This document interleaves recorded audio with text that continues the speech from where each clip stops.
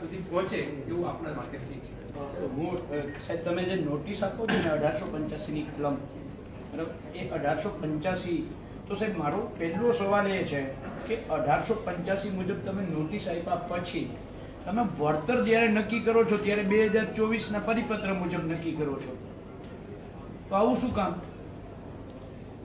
અને એ નોટિસમાં તમે નીચે લખો છો જે વળતર નક્કી કરી અને ખેડૂતને જે તમે આપો છો ઓલું કાગળ પહોંચ, એમાં લખો છો કે પ્રવર્તમાન કાયદાઓ અનુસાર આ વળતર તમને મળવા પાત્ર છે. જ્યારે તમે પ્રવર્તમાન કાયદાઓ શબ્દ લખો છો, બરાબર છે, એમાં પરિપત્ર નથી લખતા, કારણ કે તમે વળતર અમને આપ્યું છે પરિપત્ર આધારિત, કાયદા આધારિત નથી આપ્યું. 1885 નો ટેલિગ્રાફ એક્ટ હોય કે 2003 નો ઇલેક્ટ્રિસિટી એક્ટ હોય, જેના આધારે તમે નોટિસ આપો છો, એ તો એમ કે છે મિનિમમ ડેમેજ મેક્સિમમ કમ્પન્સેશન. એમાં ક્યાંય કરતા ક્યાંય જંત્રી ભાવ કે વાણિજ્ય ભાવ છે જ નહીં, એમાં તો મિનિમમ ડેમેજ મેક્સિમમ કમ્પન્સેશન છે. ત્યારે સવાલ એ ઉભો થાય કે મિનિમમ ડેમેજ એટલે શું?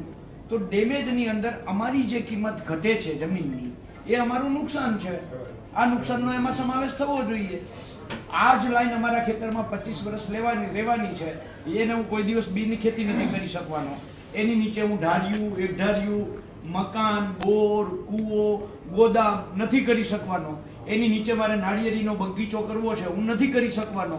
મારી જ જમીન છે, તેમ છતાંય 25 વર્ષ સુધી હું જે નથી કરી શકવાનો, એ મારું નુકસાન છે. એ મારું જે નુકસાન છે, એ નુકસાનનું 25 વર્ષનું નુકસાન કાઉન્ટ શું કામ નથી થતું? જો તમે 1885 ટેલિગ્રાફ એક્ટ, જેને તમે પ્રવર્તમાન કાયદો કયો છો, જેને તમે 2003 ઇલેક્ટ્રિસિટી એક્ટ, જેને પ્રવર્તમાન કાયદો કયો છો, તો એ પ્રવર્તમાન કાયદા મુજબ તો નુકસાન કાઉન્ટ કરવાનું છે મારું. મિનિમમ ડેમેજ શબ્દ છે, તો એ મિનિમમ ડેમેજ ને આ ક્યાંય કરતા ક્યાંય ગણતરીમાં તો લેતા નથી. નંબર 2 છે આ હમણાં જે લાલજીભાઈ વાત કરી, કંપનીઓ જે ધંધો કરે છે, મને ભારતના બંધારણે મિલકત ધારણ કરવાનો અધિકાર આપ્યો છે, અને એ મિલકત ધારણ કરવાનો અધિકાર એમ કહે છે કે માનનીય કલેક્ટર સાહેબને પોતાના ધંધા કરવા માટે પાલભાઈની જમીનનો ઉપયોગ કરવો હોય તો પાલભાઈની જમીન કાં તો વેચાતી લેવી પડે અથવા તો ભાડે લેવી પડે. આ મારા મિલકત ધારણ કરવાનો અધિકાર મને કહે છે. તો એવી જ રીતે કંપનીઓને જો સેવા કરવી હોય, હું આખા ગુજરાતના એક ખેડૂતને પૂછ્યા વગર બાહેધરી આપું છું. આખા ગુજરાતના જેટલા ખેડૂતના ખેતરમાં તાર નાખવો એટલા નાખી દો, થાંભલા ઉભા કરવા એટલા ઉભા કરી દો.